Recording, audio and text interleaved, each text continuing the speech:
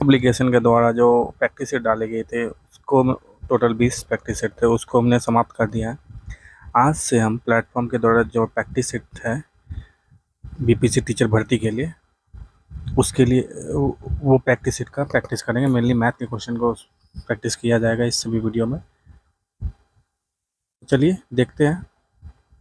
पहला क्वेश्चन है 2/7 2/5 और 2 की पावर से कितना हो, एम की मान ज्ञात करनी है। तो इसको सॉल्व कीजिए आराम से।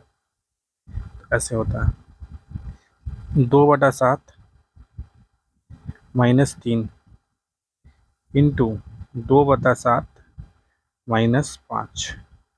तो होता है ये, आपका देखिए ए की पावर अगर नीचे ए हो, ए की पावर एन एम और ए की पावर एम एन, अगर दोनों इंटू में तो ये हो जाता है ए की पावर एम प्लस एन, है ना। नीचे बेस अगर सेम हो ए है तो एम प्लस एन होती है। तो यहाँ पे क्या हो जाएगा 2/7 -3 -5, ये कितना हो जाएगा पावर, मतलब -8 हो जाएगा टोटल। तो 2/7 -8, और ये किसके बराबर आपको दे रखा है 2/7 -3m + 1। तो इसको और इसको कंपेरिजन कर दीजिए, -8 = -3m + 1। तो ये आपका हो जाएगा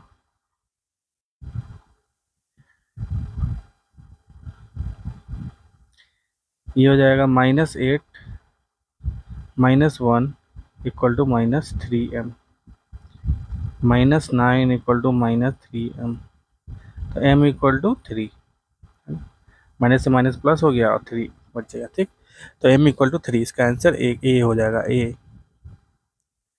इसका आंसर ए हो जाएगा। पांचवा क्वेश्चन है, दूसरा क्वेश्चन है 5 से विभाज्य 3 अंकों की बड़ी से बड़ी संख्या और 4 अंकों की बड़ी से बड़ी संख्या के बीच का कितनी अंतर है।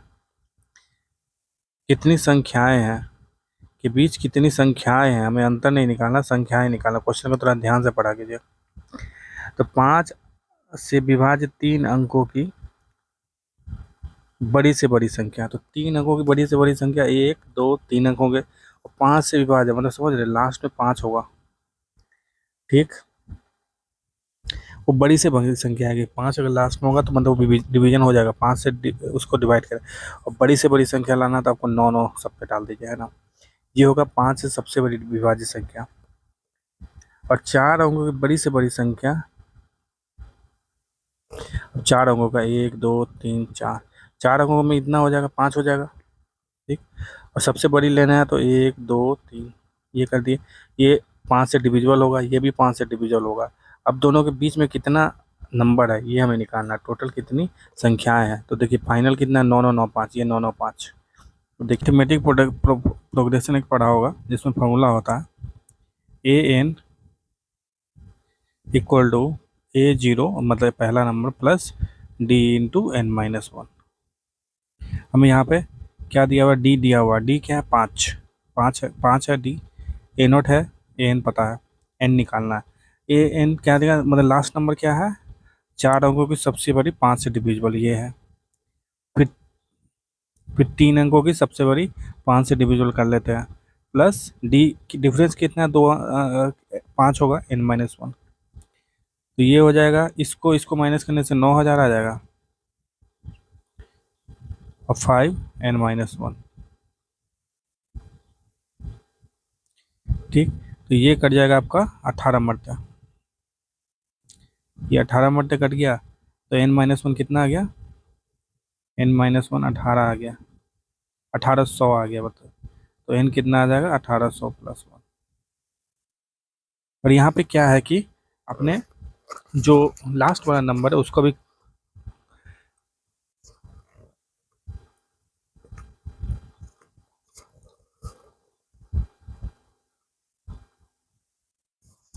तो इसका आंसर एक तरह से 1801 होगा, ना कि 1800 होगा, है ना। इसका आंसर 1801 होगा, 1801 होगा इसका आंसर, क्योंकि लास्ट नंबर क्या है 9995, 999995। और 3 अंकों की सबसे छोटी संख्या क्या है 995।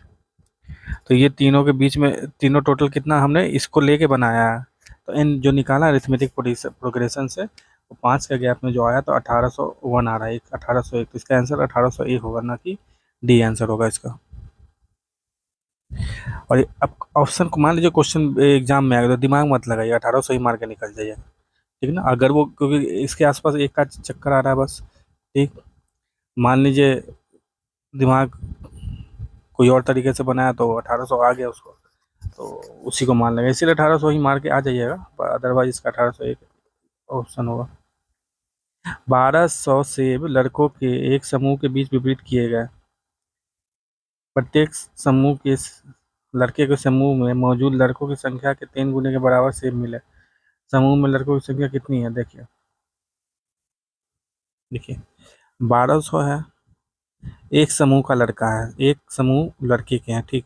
इसमें क्या क्या, मान लीजिए वाई लड़के हैं, वाई एक्स एक्स लड़के हैं, एक्स लड़के हैं, और हर एक लड़के को एक इसमें से एक लड़का पकड़िए, उसको कितना मिल रहा है, 3 टाइम्स एक्स मिल रहा है। मतलब लड़कों की संख्या कितना है, एक्स है, उसके 3 गुना मिल रहा है एक को। कहने का मतलब मान लीजिए एक समूह में 10 लड़के हैं, ठीक ना। तो एक लड़के को कितना मिल रहा है, 10 या 30, 30 से मिल रहा है एक लड़के को, मतलब 10 लड़के को कितना मिलेगा, 30 × 10, 10 लड़के को इतना मिल जाएगा। तो मतलब टोटल सिर्फ कितना हो जाएगा, 30 × 10, क्योंकि एक लड़के को 10 मिल रहा है, और टोटल कितने, 30, टोटल 10 है, ठीक ना।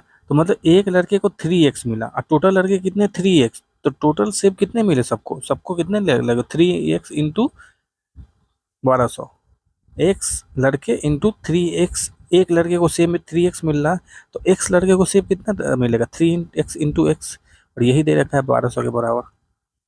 तो 3x² इक्वल टू 1200, तो 400, तो x इक्वल टू 400। इसका आंसर x क्या हो जाएगा, 20 हो जाएगा आंसर, तीसरा का 20 हो जाएगा, ठीक। बी नंबर इसका आंसर है तीसरा का।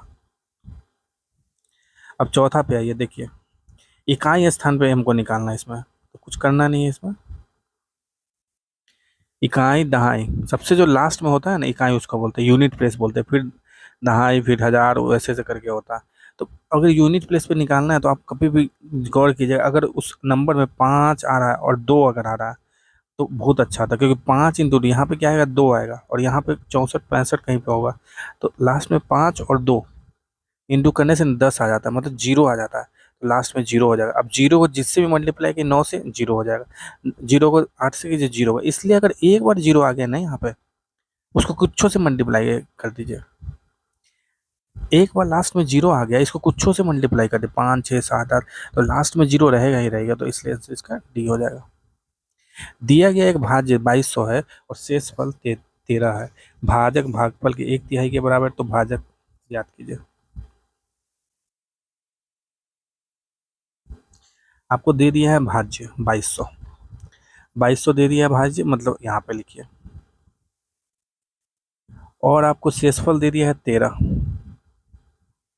देखिए भाज्य जो होता है, भाज्य भाज्य 2200 भाज्य, वो होता है क्या, भाजक जिसको डिवाइडर बोलते हैं, और भागफल, भागफल जिसको क्वेश्चन बोलते हैं, पर भागफल क्या दिया, भागफल भाजक जो है ना, भागफल के 1/3 के बराबर है, ठीक है। और क्वेश्चन लिख दिए यहाँ पे, मान लीजिए क्यू लिख दीजिए, प्लस रिमाइंडर दे रखा है 13।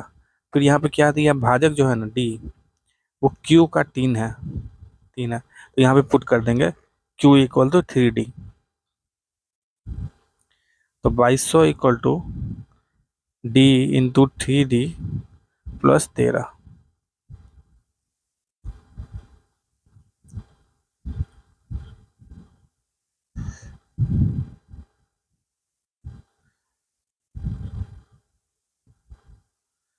तो इसको काटिए, 7×3 = 21, 3×2 = 6, 9×3 = 27, 7×2 = 9, D² इक्वल टू 7×2 = 9। अब देखिए अब इसमें 27 ऑप्शन जो है पाँचवें में सीधा उसको उसी को यूज कीजिए, क्योंकि 7 से 49 होता है, यहाँ पे लास्ट में 9 दिया हुआ है, तो वाकई में 27 का स्क्वायर 729 आता है कि नहीं देख लीजिए। ऐसे इतना करने वाले 27 मारिए, निकल लिए अगले के लिए आंसर, क्योंकि आपका भाजक आ चुका है 27 स्क्वायर, ठीक है ना। डी स्क्वायर इक्वल टू 729 है, तो डी कितना हो जाएगा √अंडर 729, तो 27 का स्क्वायर अब ऐसे कर लीजिए, पहले प्रैक्टिस करने वाली ये सब कर लेना चाहिए ना। 7 दूनी 14, 4 18, 27 दूनी 54, तो 729 है, मतलब 27 का होल स्क्वायर 729 ही होता है, तो इसका आंसर सी हो जाएगा, है ना। 5 रुपये का सी हो जाएगा। छठा क्वेश्चन, मोहन एक दिन में 60 रुपये कमाता, दूसरे दिन 50 रुपये खर्च कर देता, तीसरे दिन 60 रुपये कमाता, चौथे दिन 50 रुपये खर्च, तो बाकी दिन दिन में यही क्रम चलता है। किस दिन खर्च करने से पहले उसके पास 200 रुपये होंगे? अब देखिए,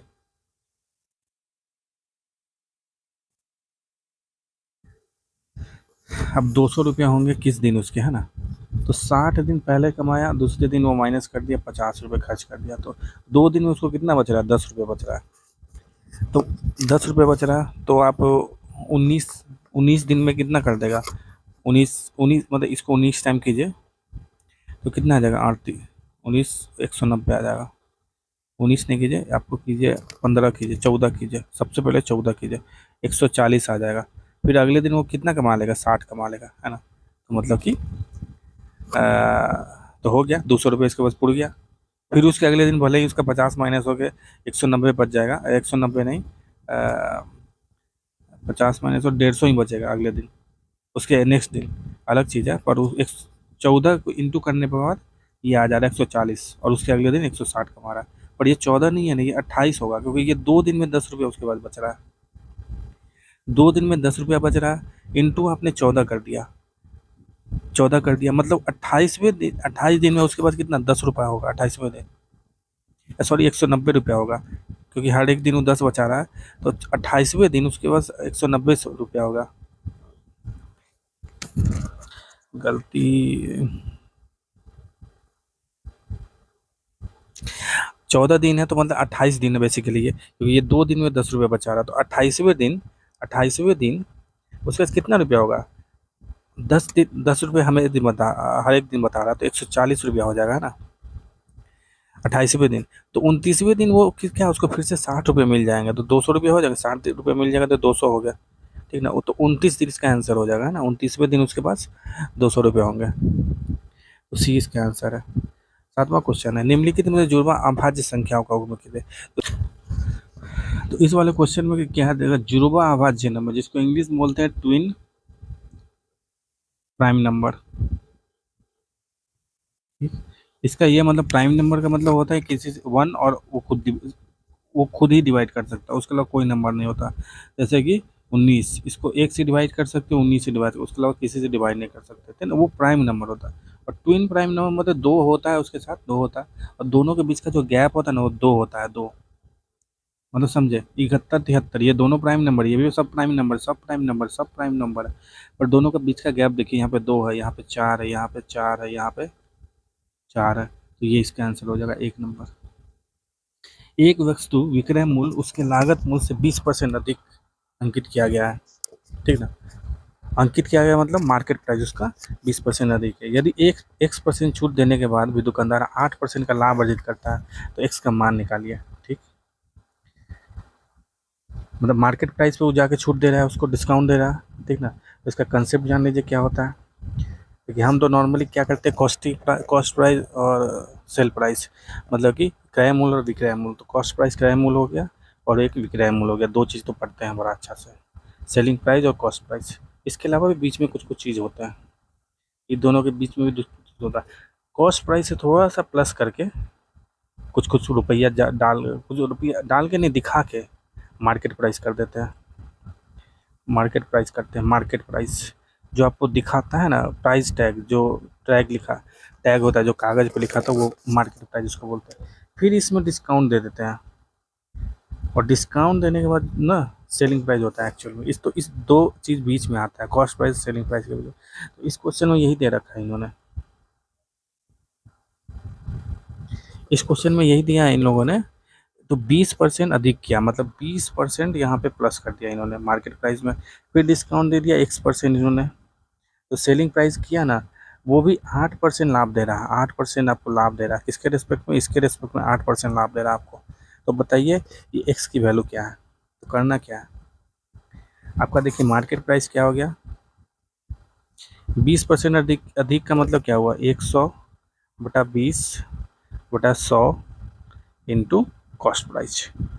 तो कितना हो गया? 120/100 इंटू कॉस्ट प्राइस। तो ये हो गया 6/5, 6/5 कॉस्ट प्राइस।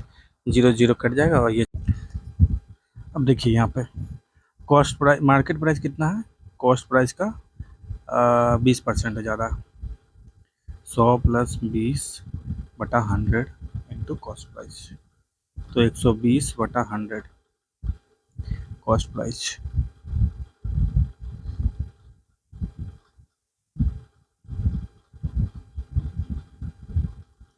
ये हो जाएगा 3 चौका 12, 6 दूनी, 0 से 0 कट जाएगा, 6 दूनी 12, 5 दूनी 10, 6/5 कॉस्ट प्राइस। तो मार्केट प्राइस आपका कितना हो गया? 6/5 और कॉस्ट प्राइस। फिर सेलिंग प्राइस कितना है दे रखा है? सेलिंग प्राइस जो है मतलब आप कितना बेच रहे हैं, वो 10% डिस्काउंट पे बेच रहे हैं। 10% डिस्काउंट मतलब क्या? कुछ मार्केट प्राइस होगा उस पर 10% डिस्काउंट दे रहा है। तो कहने का 10% डिस्काउंट मतलब 100 माइनस उतना डिस्काउंट, X% की छूट दिए रखी है आपने, into 100 equal to market price. ठीक। और सब में वो कितना 8% का लाभ कमा लेता है। ठीक, 8% का लाभ कमाता है मतलब क्या? सेलिंग प्राइस जो है ना 8% लाभ पे है।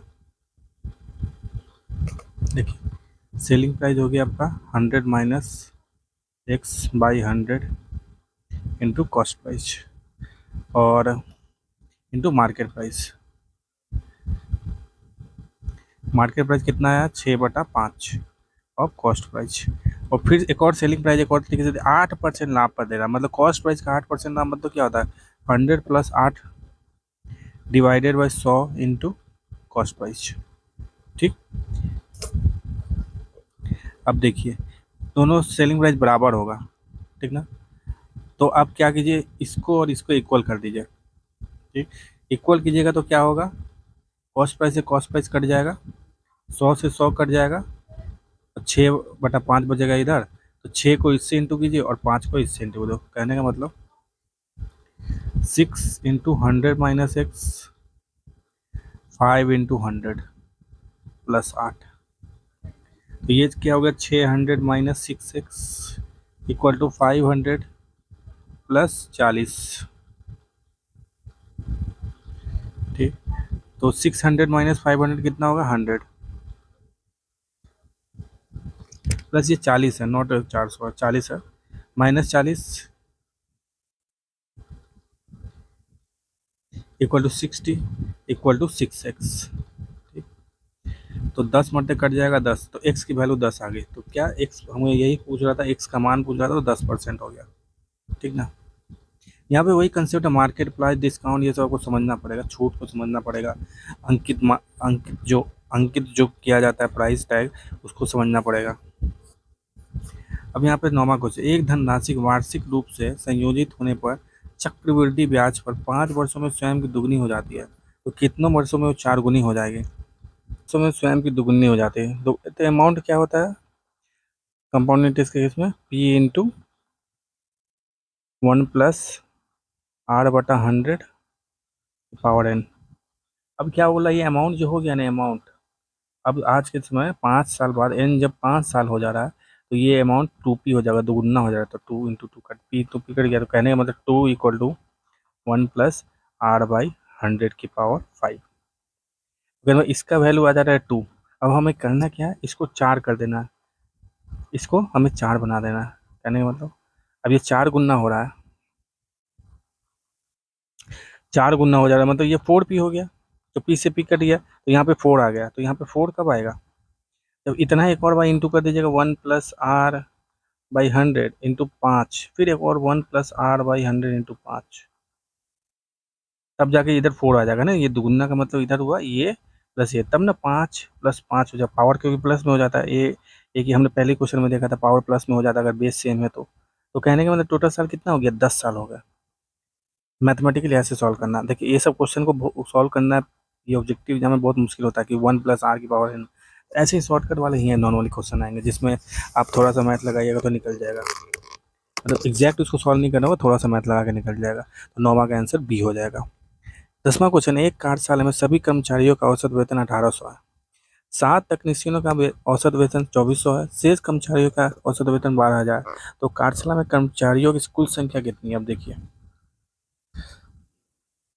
अब 18 एक्स मान लीजिए कर्मचारियों की संख्या है, ठीक, एक्स, और आपको दे रखा है सभी कर्मचारियों की औसत वेतन 18,000। तो टोटल वेतन कितना मिल रहा है, खर्च कितना हो रहा है, एक्स इंटू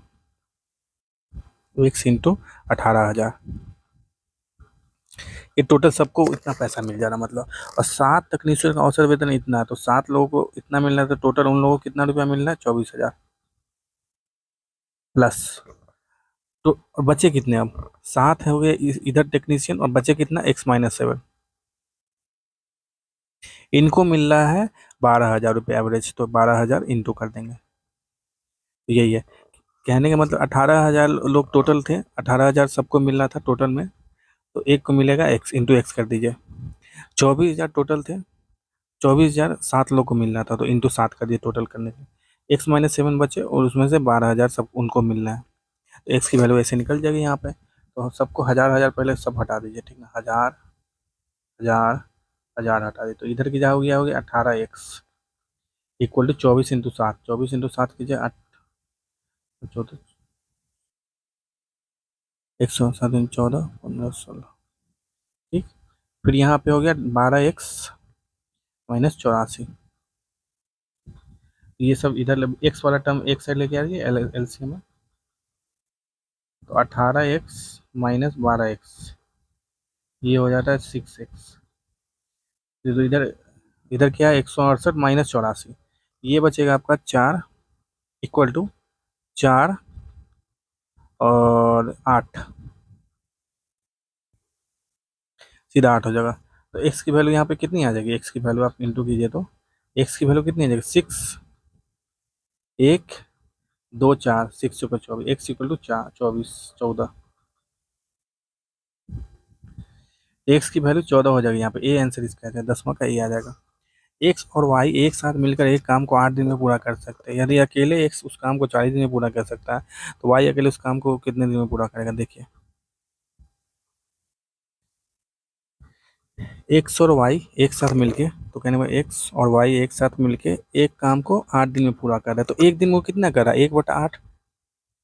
एक दिन में 1/8 करेगा, तभी तो एक काम को 8 दिन में पूरा कर लेगा, है ना, है ना। 1/8 को एक दिन में कंप्लीट कर दिया, मतलब उसको मतलब 4 दिन में कोई काम को कर रहा है, तो एक दिन में वो कितना कर रहा है, उसका 25% कर रहा है। पर आराम से समझ में आ रहा है, 1/4 कर रहा है उसका। ऐसे ही 8 दिन में कोई काम पूरा कर रहा है, तो 1/8 एक दिन में वो कर दे रहा है काम को, ठीक। और यदि अकेले एक्स उसी काम को 40 दिन में कर रहा है, और एक्स 40 दिन में कर रहा है, तो वो एक दिन में कितना करता है, 1/40 कर रहा है बस, मतलब बहुत धीरे धीरे कर रहा है। तो वाई का क्या निकलेगा, यहाँ से निकलेगा वाई। तो वाई उस काम को कितना दिन में कर रहा है, वाई 1/8 कर रहा है, दोनों मिलके 1/8 कर रहा है। एक्स उसको 1/40 कर रहा है, मतलब 1/40 एक दिन में 1/40 कर रहा है, और एक दिन में दोनों मिलके 1/8 कर रहा है। तो माइनस कर देंगे एक्स का कंट्रीब्यूशन, तो वाई का कंट्रीब्यूशन निकल जाएगा ना। ये 40 कीजिए, तो 8 बजे 40 और -1, तो 4/40, मतलब 1/10।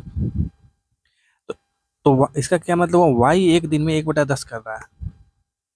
इसका क्या मतलब हुआ, वाई एक दिन में 1/10 कर रहा है, तो मतलब टोटल काम कितने दिन में कर रहा है, इंटू 10 दिन करना पड़ेगा उसको, क्योंकि एक दिन में वो 1/10 कर रहा है, तो 10 दिन काम करेगा तब ना एक काम हो जाएगा कंप्लीट। तो वो 10 दिन उसको टोटल लगेगा, वाई को अकेले 10 दिन उस काम को कंप्लीट करने में लगेगा। 12वां क्वेश्चन, 3 कारों द्वारा 1:2:3 एक के अनुपात में दूरी तय की गई, या यात्रा का समय इतना है, तो उस उनकी चाल का अनुपात निकालिए। अब देखिए, उनकी चाल का अनुपात निकालना है ना, स्पीड का अनुपात निकालना है। अब देखिए, डिस्टेंस दिया है 1:2:3, और यात्रा दिया है समय टाइम दिया है आपका 3:2:1। स्पीड क्या होता है?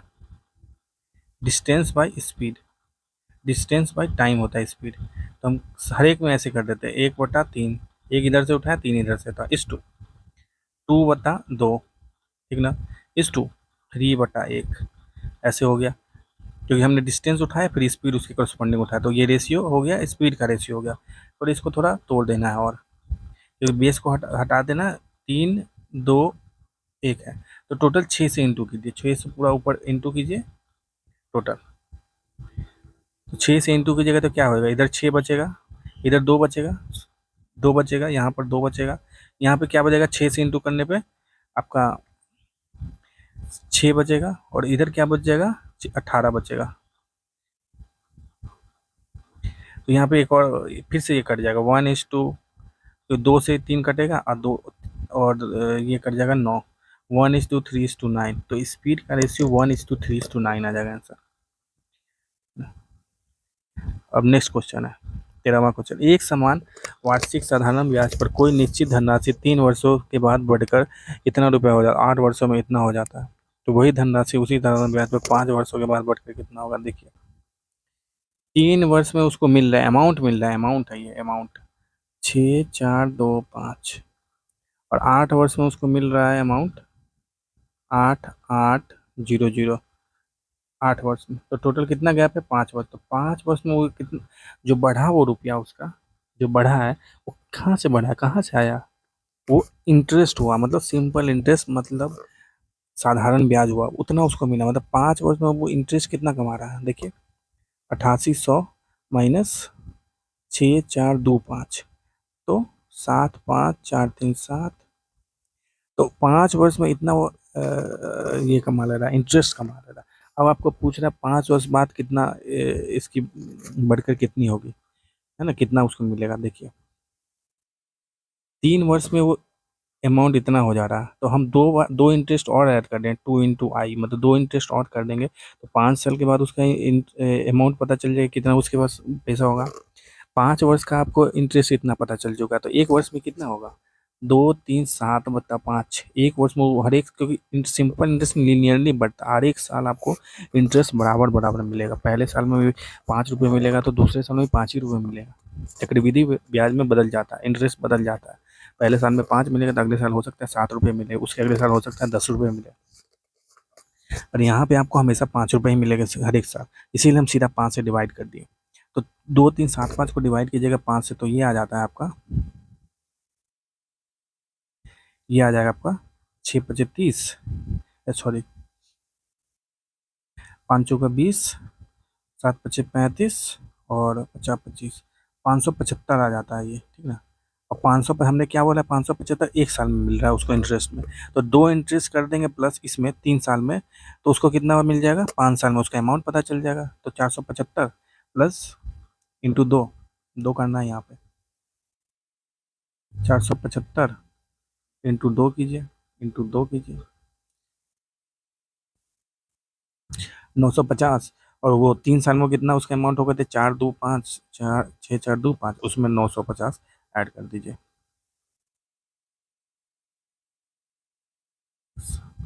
तो 7,375 रुपये उसको पैसा मिल जाएगा 5 साल बाद। यही था इस क्वेश्चन में, सिंपल इंटरेस्ट में। देखिए किसी समय का आपको इंटरेस्ट पता चल गया किसी एक साल का, तो मतलब हमेशा उस इंटरेस्ट उतना ही रहेगा सिंपल इंटरेस्ट में, है ना, साधारण ब्याज में, ठीक। क्वेश्चन नंबर 14 है, A/B इतना दिया है, B/C इतना दिया है, C/D इतना है, तो ए और डी का इसके बराबर। देखिए इसमें करना नहीं है कुछ भी, ये देखिए घर पे जब प्रैक्टिस करें तो ऐसे ही लिख लीजिए, ताकि एग्जाम में डायरेक्ट कर दीजिएगा। A/B दिया है 2/3, B/C दिया है 2/4, C/D दिया है 2/5। अब आपको क्या पूछा है, A/B, A/D, तो कहने के बाद सबको इंटू कर दीजिए, है ना, सबका LHS इंटू कर दीजिए, सबका RHS इंटू कर दीजिए। तो A/D को क्या कैसे लिख सकते हैं, A/B into B/C into C।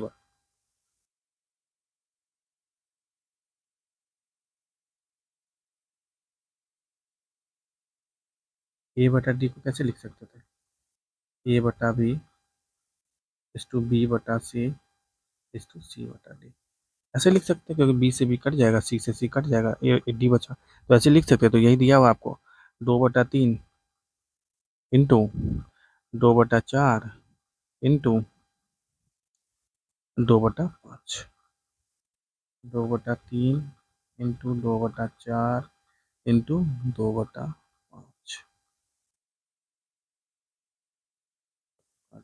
यहाँ पे कुछ कटने नहीं वाला, नहीं कट जाएगा, दो दो चार, चार कट जाएगा। ये 2/3 बचा और 1/5 बचा, मतलब ये हो जाएगा आपका 2/15। इसका आंसर चौथा हो जाएगा ना, 14 का 4 नंबर सी डी ऑप्शन। 15वां है द्विघात समीकरण ज्ञात कीजिए जिसका एक मूल 5√3 है। तो हमें क्वाड्रेटिक इक्वेशन बनाना है यहाँ पे। इसका एक रूट 5√3 है। देखिए जो क्वाड्रेटिक इक्वेशन होता है, अगर इसका रूट अगर ऐसे आ गया 5√+√3, तो इसका दूसरा रूट जो होगा ना 5 - √3 होगा। तो प्रॉपर्टी होती है क्वाड्रेटिक इक्वेशन की, है ना, द्विघात समीकरण की। तो मतलब तो सम ऑफ रूट कितना हो जाएगा, सम हो जाएगा, सम ऑफ रूट योग रूट का कितना हो जाएगा, 10 हो जाएगा। 5 + 5 10 हो गया। प्रोडक्ट कितना हो जाएगा, इस दोनों को इंटू कीजिएगा तो एक फार्मूला होता है, आपको पता होना चाहिए, A into A plus B into A minus B equal to होता है A square minus B square. ठीक ना, A square minus B square. तो यहाँ पे यही फॉर्मूला लगा दीजिए। ये ए प्लस बी है, ये ए माइनस बी है, ठीक ना। तो 5² माइनस √3 का होल स्क्वायर, तो ये 25 हो जाएगा। ये तीन आ जाएगा, 25 - 3 होता है 22। ठीक, तो प्रोडक्ट रूट 22 आ गया, सम रूट 10 आ गया। तो हमको पता है क्वाड्रेटिक इक्वेशन कैसे लिखते हैं, X square minus product root sum of root. तो सम ऑफ रूट कितना है 10 into X plus product of root, तो प्रोडक्ट रूट कितना है 22 इक्वल टू 0। इसका आंसर 1 आ जाएगा, है ना, इसका आंसर 1 आ जाएगा। ए किसी खास कोड में बॉन्ड को ऐसे लिखते हैं, तो लाइफ को कैसे लिखेंगे, है ना, और लाइफ को ऐसे लिखते हैं, तो मोबाइल को कैसे लिखते हैं, तो कंपेरिजन कीजिए। ओ को यहाँ पे इसने कर दिया 8, तो ओ को आप भी 8 कर दीजिए, ठीक ना, सब में 8 8।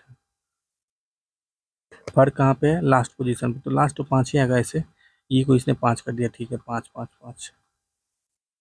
ठीक, फिर उन्होंने किया एल को देखिए, एल को इन्होंने परसेंटेज किया, तो ठीक है, परसेंटेज है मतलब ये दोनों ऑप्शन है। तो आई को यहाँ पे, आई को इन्होंने क्या किया 6 लिखा है, तो आई देखिए 6, आई 6 है, तो ठीक है, ये तीनों सेम है, ये दोनों सेम। पर तीसरा नंबर हमें चेक करना है, तीसरा नंबर बी को चेक करना है ना, बी यहाँ से तो 16वां का आंसर हो जाएगा आपका सी। यदि बादल को आग, आग को हवा, हवा को पानी और पानी को आकाश कहते हैं, कहा जाए तो बताए पक्षी कहाँ उड़ेंगे। यदि बादल को आग, आग को हवा, हवा को पानी, पानी को आकाश, तो आकाश में उड़ेंगे। अंत में क्या बोला, आकाश ही बोला जा रहा है।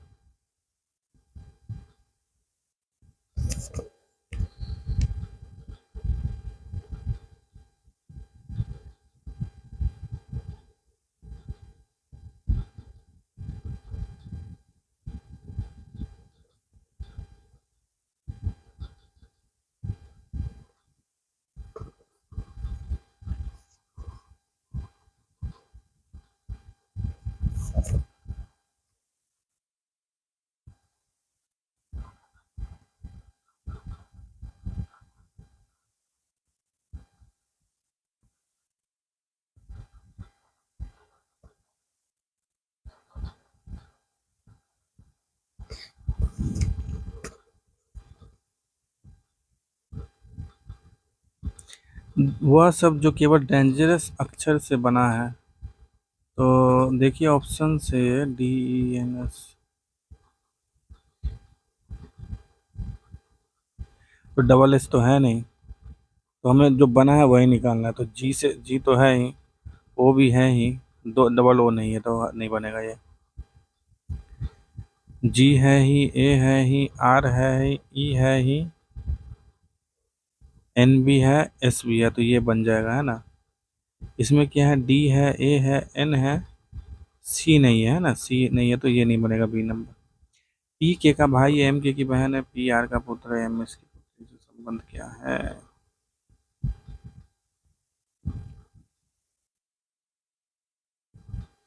पी के का भाई है, पी पी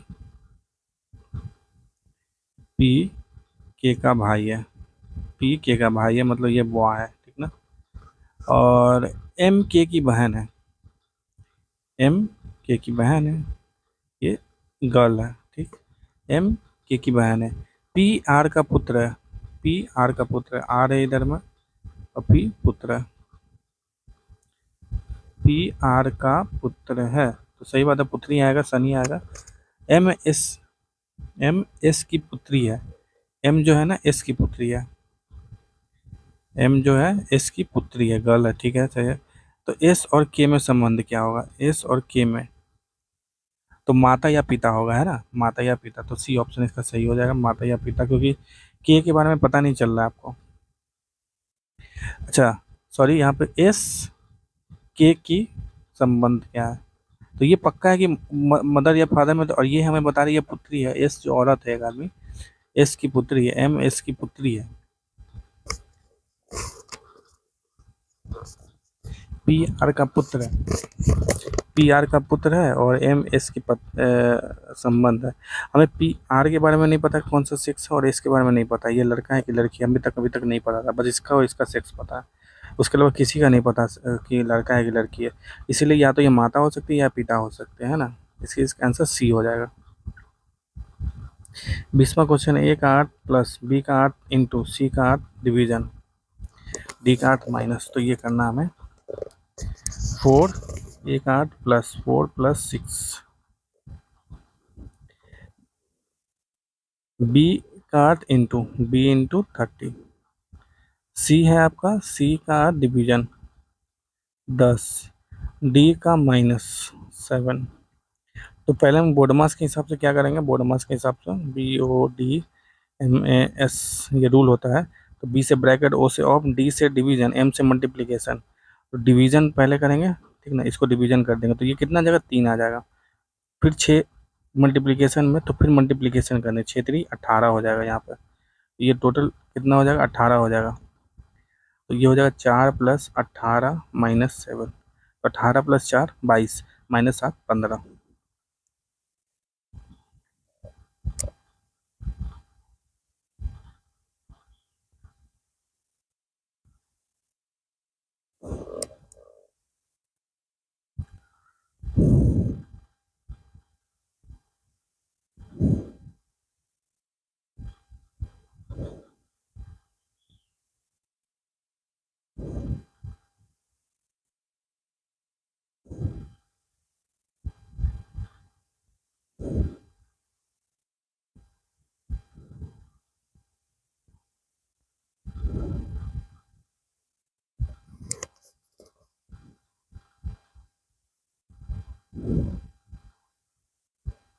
तो 22 -7 15 होता, तो जो कि आंसर में है नहीं यहाँ पे, इसका आंसर तो 15 आएगा, 20 का अंदर आंसर 15 आ रहा है।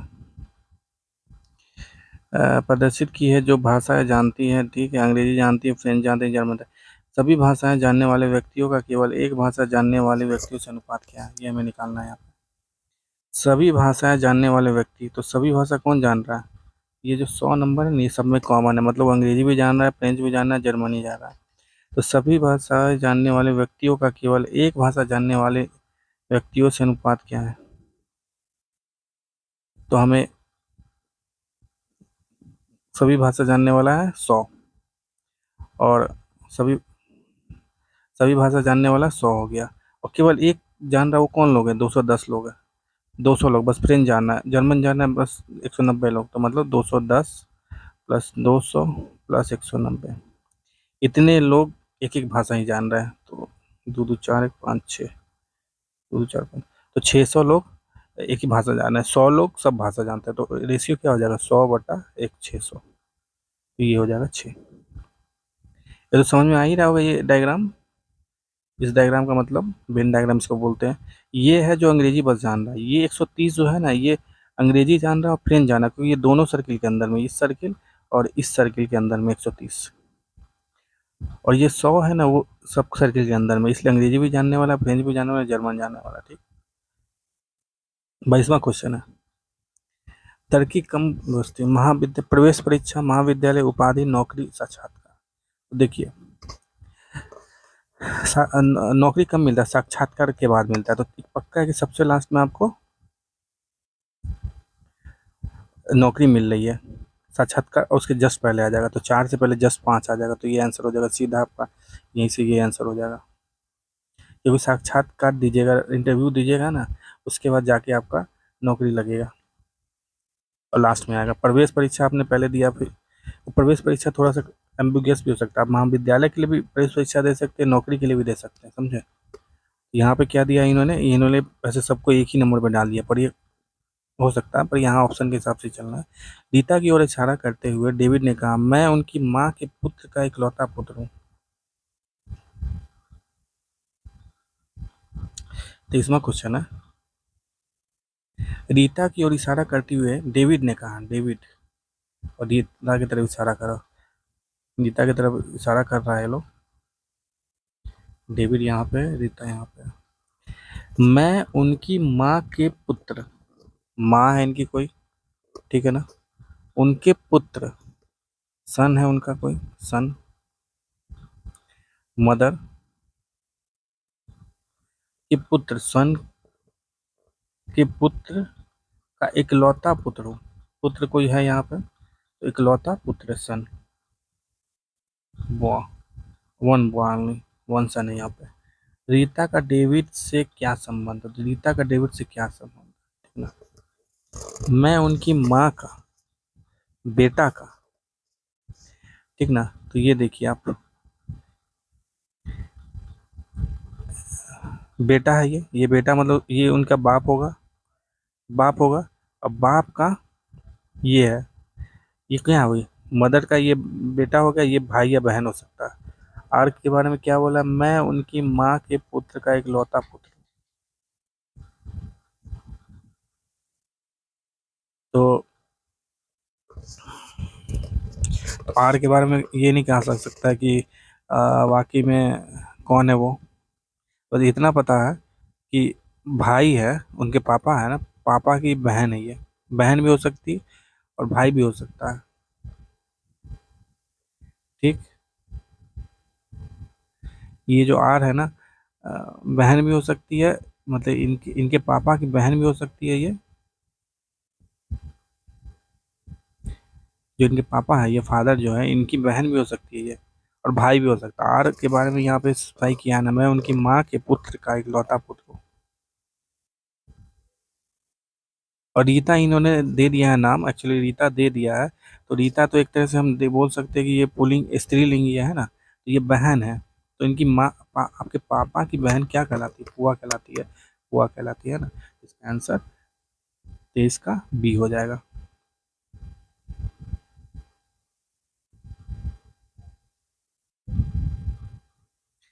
संख्या ये है, में कितने अंक अपरिवर्ती होंगे जबकि इन अंकों का आरोही क्रम में लिखा जाए, में कितने में कितने अंक अपरिवर्ती रहेंगे जब इन अंकों को आरोही क्रम में, तो इसमें जो अंक दिए गए उसको आरोही क्रम में लिखिए, मतलब असेंडिंग ऑर्डर में लिखिए। एक हो गया, दो हो गया, फिर एक दो, फिर 4 है, फिर 6 है, फिर 7 है, फिर 8 है, फिर 9 है। ठीक, तो पहला का पोजीशन 8 का था, तो ये चेंज हो गया, ये तो चेंज हो गया, दो चेंज नहीं हुआ, ठीक ना, ये 4 भी चेंज हो गया, 6 भी चेंज हो गया, 4 भी चेंज, 6 भी चेंज, फिर 7 भी चेंज, 8 भी चेंज, 9 चेंज नहीं हुआ है ना, मतलब दो चेंज नहीं रहेंगे। 24वां का हो जाएगा आपका बी, दो चेंज नहीं हो रहा है। दिया है कि कोई तालाब नहीं, नदी नहीं है, सभी समुद्र नदियां हैं, निम्न में से कौन सा सही है, देखिए, कोई तालाब नदी नहीं है, तो एक तालाब हो गया और एक नदी हो गया, नदी, और बोला है कि सभी समुद्र नदियां हैं, मतलब समुद्र है ना, सभी अंदर में आएंगे समुद्र, तो तभी सभी समुद्र नदी के अंदर में आ जाएगा। ठीक, इसका क्या मतलब हो गया? इसका मतलब अब देखते हो ऑप्शन, कोई समुद्र तालाब नहीं है। कोई समुद्र तालाब नहीं, बिल्कुल सही है, पहला आंसर सही है। कोई तालाब समुद्र है, कुछ तालाब समुद्र है, गलत है। ये ऐसा ही डायग्राम बनेगा, यही डायग्राम तो है। कोई नदी समुद्र नहीं है, कोई नदी समुद्र नहीं है, बिल्कुल सही है, ये भी सही है।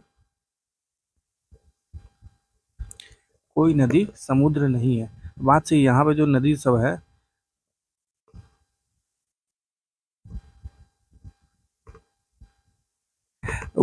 कोई नदी समुद्र नहीं है, सही बात है, वो सब समुद्र नहीं है। कोई जो इसके अंदर में नदी है, कुछ नदी, कोई नदी नहीं बोलेंगे, कुछ नदी समुद्र नहीं है, सही बात है। कोई सेंटेंस तो थोड़ा जो भी है, कुछ नदी समुद्र नहीं है, बात सही है, क्योंकि समुद्र जो नदी ये था और समुद्र इसके अंदर में था, तो कोई नदी, कुछ कुछ नदी यहाँ पे है, देख रह सकते हैं आप। तो इस पार्ट में नदी है, इस पार्ट में नदी है, वो समुद्र नहीं है, वो बाहर में है ना। तो बात सही है, सी भी आंसर इसका होगा। दी गई आकृति निम्नलिखित में से किनके बीच संबंध से भली भांति दर्शा, देखिए मतलब एक दूसरे के अंदर में होगा। कुर्सी मेज फर्नीचर गलत है। मिनट दिन महीने, तो ये सही हो सकता है। महीने के अंदर में क्या होते हैं? दिन होते हैं, और दिन के अंदर में मिनट होते हैं, तो इसका आंसर बी हो जाएगा, ठीक ना। दिया है कि राजकुमार, कहने का मतलब जो बनेगा आपका, जो कहलाएगा यहाँ पे, देखिए ये महीना बनाइएगा, फिर उसके अंदर में बनाइएगा दिन, फिर उसके अंदर में बनाइएगा मिनट, ठीक ना। महीना बड़ा चीज हो गया, दिन उसके अंदर में कुछ कुछ दिन मिलके महीना बना रहे होंगे, और कुछ मिनट मिलके दिन बना रहे होंगे। दिया है कि राजकुमार ने बीपीएससी की प्रारंभिक परीक्षा को उत्तीर्ण कर लिया। तो 27वां क्वेश्चन, दिया है कि राजकुमार ने बीपीएससी की प्रारंभिक परीक्षा को उत्तीर्ण कर लिया। निम्नलिखित में से कौन सा निष्कर्ष सही है? प्रश्न स्तरीय नहीं थे, बीपीएससी की परीक्षा में उत्तीर्ण होना अन्य राज्यों की अपेक्षा अधिक आसान है, राजकुमार एक बहुत ही अच्छा छात्र है, उपयुक्त में से कोई नहीं।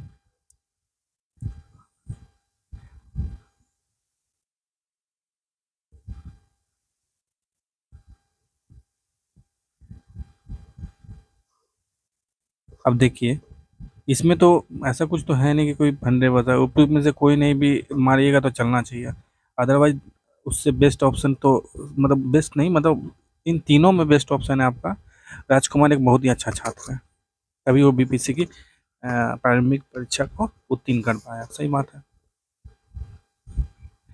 Cat plus cat equal to that का योग क्या है? यदि सी इक्वल टू 3 है, ए इक्वल टू 3 जीरो है, और ये है 3 into C A T equal to R A T, ठीक। तो कहने का अब थ्री का, अब सी का क्या दिया था इन्होंने? 3 दिया था, ए को 0 दिया है, टी इधर लिख दीजिए, आर इधर इन्होंने दिया है, आर दिया था 9, फिर 0 दिया था, फिर टी दिया था। तो कहने का मतलब यहाँ पे कीजिए, थ्री थ्री इंटू कीजिए, 3 इंटू इतना 300 टी, तो 9 0, फिर लास्ट वाले डिजिट पे क्या आ जाएगा? 3 टी आ जाएगा, और 9 0 टी आ जाएगा, ठीक ना। तो कहना ये दोनों तो सेम होगा, सही बात है।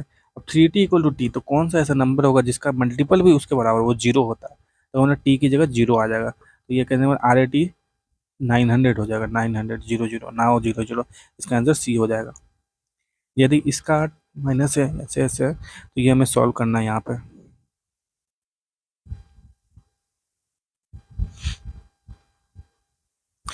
इसका 5 माइनस 3 कर देते हैं, डिवीजन को इनटू कर देते हैं, फिर डॉलर को डिवीजन कर देते हैं, फिर हैश को प्लस कर देते हैं, ठीक ना। हाँ, तो इसको सॉल्व कर देना है, तो पहले क्या डिवीजन सॉल्व करते हैं हम, हमें पता होना चाहिए बोर्ड मासूल, BODMAS, ब्रैकेट ऑफ मतलब का, ये मतलब इनटू होता है यहाँ पे, डिवीजन मल्टीप्लिकेशन एडिशन सब्ट्रैक्शन। तो पहले यहाँ पे डिवीजन करते हैं ना इसको, तो 6 डिवाइडेड बाई 2, तो ये आ जाएगा 3, फिर इंटू करेंगे हम, है ना, तो 3 इंटू 3 9 हो जाएगा, तो क्या हो जाएगा? 3 इंटू 3 9 बच गया, तो अब देखिए 5 माइनस 9 प्लस 4 बचा, तो क्या करेंगे? 5 प्लस 4 9 कर देंगे, तो 9 माइनस 9 होगा, जो कि 0 के बराबर हो जाएगा, तो इसका आंसर सी हो जाएगा, 29 का सी। नीचे दी गई अंक श्रृंखला में से कितने 6 है जिनके ठीक पहले 5 है लेकिन ठीक बाद में 7 नहीं है। ऐसे कितने 6 है जिनके ठीक पहले 5 है लेकिन ठीक बाद में 7 नहीं है। 5 है, 6 5 है और यहाँ पे 7 नहीं होना चाहिए, 7 नहीं, तो 5 6 पहले करते हैं तो 7 आ गया, तो ये नहीं हो सकता। फिर यहाँ पे 5 6 करते हैं 7 नहीं आ गया, तो ये हो सकता, ये एक हो जाएगा। फिर 5 6 कर दिए, फिर 7 नहीं है, तो ये हो जाएगा। फिर 5 6 यहाँ पे भी है और 7 नहीं है नेक्स्ट में, तो ये भी हो जाएगा। यहाँ भी 7 नहीं है, तो ये भी हो जाएगा। फिर यहाँ पे 5 6 7 है, तो ये नहीं हो पाएगा। इसका आंसर हो जाएगा 1 2 3 4, 4 इसका आंसर हो जाएगा, डी हो जाएगा। एक कक्षा में रमेश ऊपर से 14वें स्थान पर, नीचे से 49वें स्थान, तो कक्षा में कुल कितने थे? देखिए ऐसे क्वेश्चन में थोड़ा समझ लीजिए एक चीज़। ये ऐसे है, मान लीजिए 4 लोग हैं एक कक्षा में, इसका पोजीशन निकालिए। ये क्या बोलेंगे, इधर से कैसा बोले, क्या बोलेंगे दूसरे नंबर पे, इधर से क्या बोलेंगे तीसरे नंबर पे। वो दो, इधर से 2 बोले, इधर से 3 बोले, दोनों को ऐड कीजिएगा, 2 + 3 कितना हो जाएगा, 5 हो जाएगा। और बाकी में 5 थोड़े है, यहाँ पे 4 स्टूडेंट है, तो इसको क्या बोलेंगे, बाकी में कितने स्टूडेंट है, 5 - 1 = 4 स्टूडेंट है इसमें। ऐसे ही यहाँ पे एक तरह से पोजीशन इसको 14 दिया है, दूसरे से 49 दिया है, 49वां पोजीशन दिया है, तो 14 + 49 कीजिए, 3 4 1 5 6, 63 आ गया। इसमें से -1 कीजिए, 62, तो यही इतने लोग हैं उसमें, 62 लोग हैं।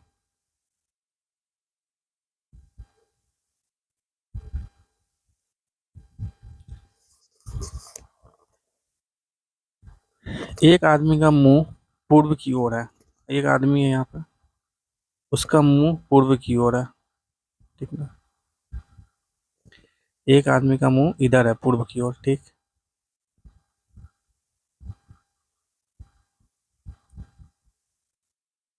वह घड़ी की विपरीत दिशा में घूमता, विपरीत, घड़ी की विपरीत दिशा मतलब समझ एंटी क्लॉकवाइज बोला जाता है। देखिए घड़ी तो इधर घूमता है, तो विपरीत दिशा मतलब ऐसे घूम रहा है वो, इस डायरेक्शन में, ऐसे डायरेक्शन में।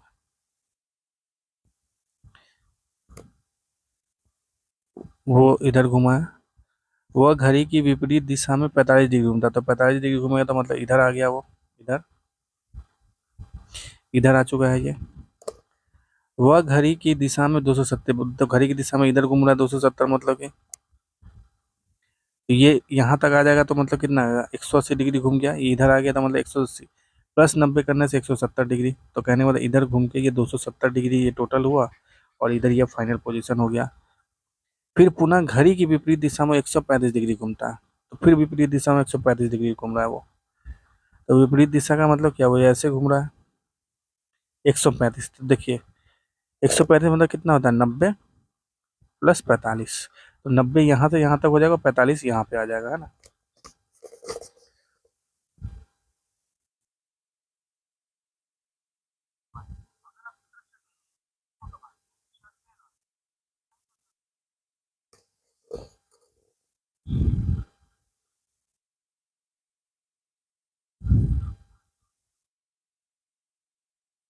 इसको और अच्छे से कर लेते हैं, 30वां क्वेश्चन नंबर था ये।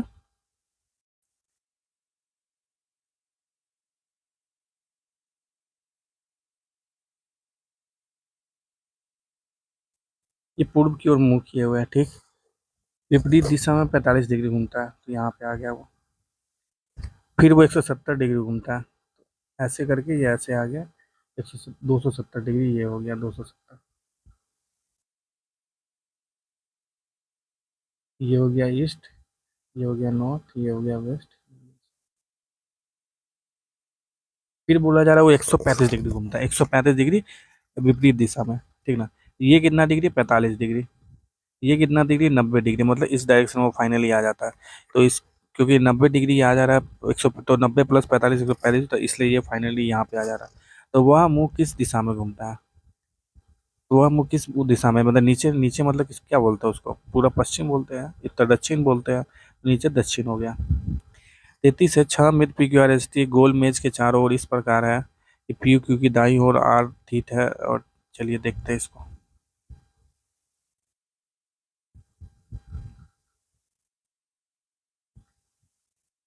पी के ठीक दाईं ओर आर बैठा है, एक गोल मेज है, गोल मेज है, ठीक ना। पी के दाईं ओर, तो पी इधर है, तो इसके दाईं ओर आर इधर बैठा हुआ है, पी के ठीक दाईं ओर आर बैठा हुआ है। ठीक बाय टी बैठा हुआ, तो बाएं में टी बैठा हुआ, ठीक है, इधर हो गया।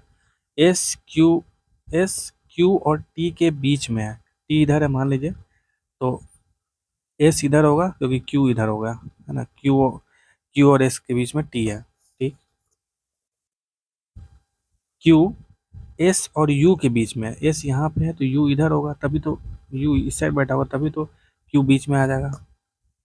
तो आर के ठीक दाई कौन है, तो देख सकते हैं आर के ठीक दाएं में कौन है। आर के दाएं में ये आ जाएगा, ये आदमी यहाँ नहीं बैठा होगा एक्चुअली, ये यहाँ पे यू इधर में बैठा हुआ कहीं, तो यू दाई में है, आर के ठीक दाई में यू है, सी इसका आंसर हो जाएगा।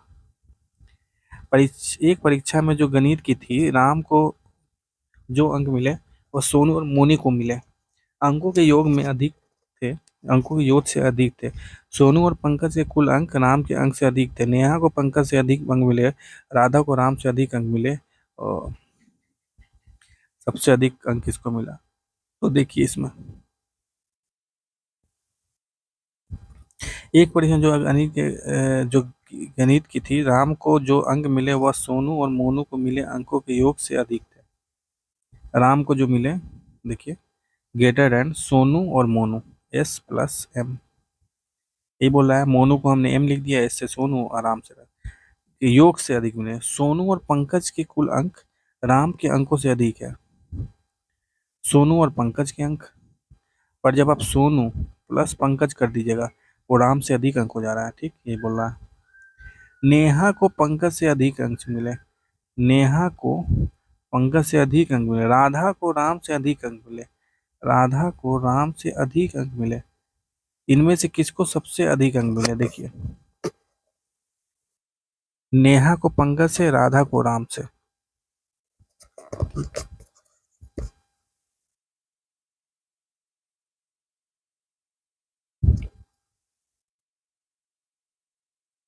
तो इतना हो चुका है, या तो नेहा आएगी या तो राधा आएगा, राधा हो सकता है ये यहाँ पे आ जाए या नेहा टॉप पे आ जाए।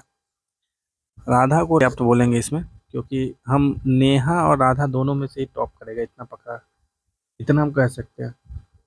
पर दोनों में से कौन टॉप करेगा ये कैसे बोल पाएगा, ये अभी डेटा इसमें नहीं दिया है सही से। ये नेहा टॉप करेगी, राधा टॉप करेगी, ये पक्का है, नेहा या राधा में टॉप करेगी, हम पक्का बता सकते हैं। तो ऑप्शन के हिसाब से अगर जाइएगा तो राधा भी मार सकते हैं, है ना, ये ऑप्शन में राधा दिया, पर सबसे बेस्ट होगा आंकड़े अपर्याप्त है, क्योंकि नेहा या राधा के बीच में कोई रिलेशन ही नहीं है, और इसी दोनों में टॉप करेगा, इतना पक्का है। दिए गए समूह में से विषम कौन सा है, देखिए विषम अलग कौन है, जीभ है, कान है, दांत है, नाक है। नाक, कान, जीभ, ये सभी सेंस ऑर्गन है, दांत कोई सेंस ऑर्गन नहीं, जिससे कुछ सेंस नहीं करते आप, है ना।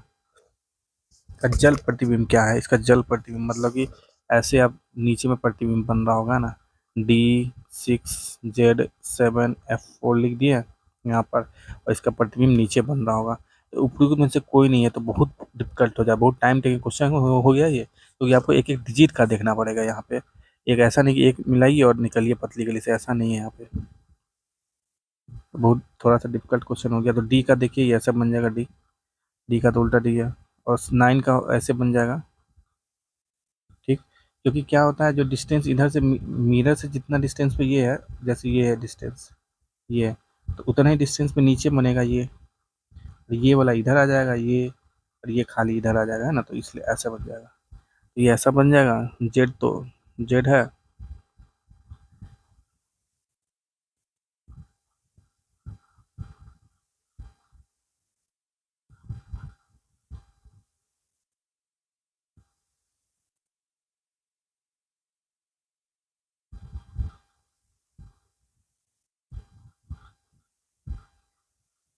जेड आपका बन जाएगा ऐसे, एक एक डिजिट हम मिला लेते हैं अच्छे से, है ना। देखिए जेड ऐसे बन रहा है, तो ऐसे ही डिस्टेंस पे देखिए नीचे जेड है, ये मिरर है, ये ऐसे बना, फिर ऐसे बना, फिर ऐसे बना, ठीक ना। तो ये आ गया, ये भी आ गया, ये भी आ गया, ये भी आ गया, फिर 7 है, 7 है, इसको ऐसे कीजिएगा 7, ये ऐसे बन गया, ठीक, तो ये बन गया, ये भी सही है। एफ ऐसे है, एफ ऐसे है, ये एफ ऐसे बन जाएगा, ये भी सही है। ये 4 ऐसे है, तो ये 4 ऐसे बन जाएगा,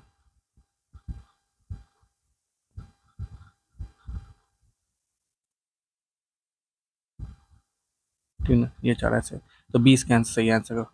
ऐसे ऑप्शन नॉर्मली नहीं रहेगा एग्जाम में, क्योंकि ये थोड़ा टाइम टेकिंग हो जाएगा, क्योंकि इसमें आपको एक एक डिजिट चेक करना पड़ेगा। नॉर्मली एक दो डिजिट चेक करने से आ जाता है, पर ये थोड़ा सा कल क्वेश्चन है। तो 3 5 6, तो देखिए यहाँ 3 3 का गैप है, 3 दूनी 6, 3 9, 12, 15 हो जाएगा, तो लास्ट वाला 15 हो जाएगा।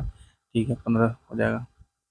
फिर है 50 - 6, 50 - 6 44, -8, माइनस कितना हो गया, 50 - 6, फिर यहाँ पे 12 माइनस कर दिया, तो 6 दूनी 12, और फिर 18 यहाँ पे माइनस करो, तो 32 में 18 माइनस करेंगे तो हम आ जाएगा 16 आ जाएगा ना, 14 आ जाएगा, 18 14 आ जाएगा, 32 में 18 माइनस करें 14, तो इसका 37 का आंसर बी हो जाएगा, 37 का आंसर बी। जिस प्रकार प्रोफेसर संबंधित है इससे, उसी प्रकार ब्यूटीफुल संबंधित, यहाँ पे इंटरचेंज कर दिया है, पहला और लास्ट वाले को सेम जगह पहुंचा दिया है ना। तो देख लीजिए पहला और लास्ट वाला, ई और एल किस में सेम जगह है, ई और एल, और इंटरचेंज भी कर सकता है। अब इसमें तो आ रहा है तो पता नहीं चल रहा है, इसलिए एल ई भी हो जाता है, एल ई भी हो सकता है, या ई एल भी हो सकता था, वो भी सही होता, ठीक ना। तो यहाँ पे एल ही मान के चलिए, दो ऑप्शन है, तो मतलब ए और बी में से कोई होगा। फिर देखिए लास्ट वाले को हम चेक कर दिए, तो निकल जाएगा आपका यू और आई को। तो लास्ट में क्या था आपका, सेकेंड लास्ट ओ था, यहाँ पे ओ चला गया आपका इधर में, है ना। तो यहाँ पे यू है, तो यू, थोड़ा सा कंफ्यूजन है यहाँ पे, यू को देखना पड़ेगा, क्योंकि यहाँ पे दो दो यू है ना। यहाँ पे यू चला गया चौथे पोजीशन पर, ठीक, तो ये वाला यू होगा ना, ये ए की जगह चौथे पोजीशन पे आ जाएगा।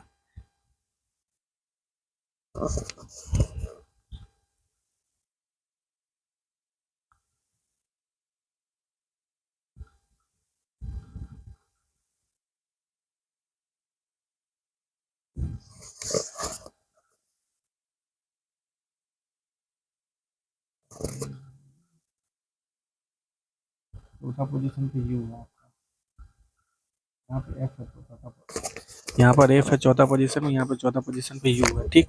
तो एफ को इन्होंने क्या किया है, थर्ड लास्ट पे भेज दिया, तो यू यहाँ पे थर्ड लास्ट पे हो जाएगा, तो थर्ड लास्ट में यही है, तो 38वां का बी हो जाएगा ना। एफ को हमने चेक किया, तो 38वां का इसमें बी हो रहा है, ठीक। थोड़ा सा डिफिकल्ट क्वेश्चन है, मतलब टाइम टेकिंग है, थोड़ा ध्यान देना पड़ेगा। कितने वर्ग है ना, वर्ग हमें निकालना है, तो एक एक वाला हम पहले निकालेंगे, एक एक, ठीक, उसके बाद बड़ा वाला निकालेंगे। तो एक ये हो गया, एक ये हो गया, तो दो हो गया, तीन हो गया, चार हो गया, पाँच हो गया, फिर छः हो गया, फिर सात हो गया, फिर आठ हो गया, फिर नौ हो गया, नौ हो गया, एक एक करके दो दो करके निकालेंगे हम, दो या तीन करके, 9 10 हो गया, फिर आपका 11 हो गया, 11 हो गया,